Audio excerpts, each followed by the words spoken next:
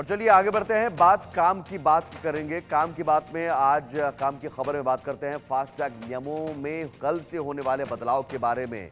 National payments corporation of India की ओर से FASTag balance validation नियम लागू किए जा रहे हैं।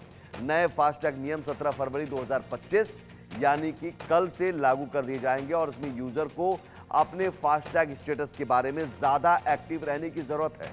ऐसा ना होने पर फास्टैग पेमेंट अटक सकता है। यानी जब आप हाईवे पर चलते हैं और एक जिले से दूसरे जिले या राज्य में सड़क मार्ग के जरिए जाते हैं तो आपको रोड टैक्स देना ही होता है। लेकिन अब 17 फरवरी को फास्टैग बैलेंस वैलिडेशन नियम लागू होने के बाद आपकी जेब पर भी इसका असर पड़ेगा। आपको बताएंगे कि आप हाईवे पर चलने के दौरान कैसे अपने पैसों को बचा सकते हैं। तो आपको बताते हैं सबसे पहले आखिर फास्टैग के नए नियम आखिर क्या है जो कल से लागू हो रहे हैं, जो 17 फरवरी से लागू हो रहे हैं। फास्टैग के ये नए नियम, टोल पर फास्टैग रीड से 60 मिनट पहले तक फास्टैग ब्लैकलिस्ट है तो पेमेंट नहीं होगा। और फास्टैग स्टेटस में सुधार के लिए यूजर्स को 70 मिनट की विंडो मिलेगी। फास्टैग में नेगेटिव बैलेंस होने पर भी गाड़ी टोल प्लाजा क्रॉस कर जाएगी। फास्टैग की सिक्योरिटी डिपॉजिट से टोल चार्ज कटेगा। अगला रिचार्ज कराने पर सिक्योरिटी डिपॉजिट से काटी गई राशि फिर वापस हो जाएगी। यानी कि अब तक जो स्थिति थी कि अब तक अगर आपके पास बैलेंस नहीं है, नेगेटिव बैलेंस है, तो आप नहीं जा सकते थे, लेकिन अब जा सकते हैं। वो फिर आप आगे रिचार्ज करेंगे तो उस जो पुराना बैलेंस है उस बैलेंस में जो अगर माइनस है वो पैसा अब नए रिचार्ज में से कट जाएगा।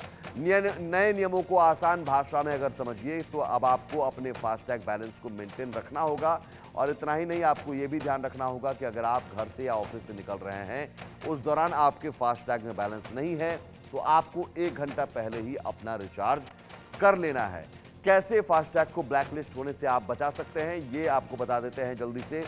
फास्टैग वॉलेट में आप पर्याप्त बैलेंस रखें, इसलिए क्योंकि आखिरी वक्त में बैलेंस कम होने लगता है तो दिक्कत आ जाती है। बैंक से आने वाले नोटिफिकेशन पर ज़रूर आप गौर करें। माई फास्टैग ऐप से बैलेंस और स्टेटस लगातार चेक करते रहें। फास्टैग में ऑटो रिचार्ज का फीचर ऑन रखें ताकि बैलेंस कम होने पर अपने आप वो रिचार्ज हो जाए। एक फास्टैग का इस्तेमाल सिर्फ एक ही वाहन के लिए करें। अगर एक से ज़्यादा वाहन के लिए करते हैं तो उसमें दिक्कत ये हो जाती है कि बैलेंस जल्दी से ख़त्म होता जाता है और आप रिचार्ज नहीं कर पाते हैं। चलिए आगे बढ़ते हैं और अगले काम की बात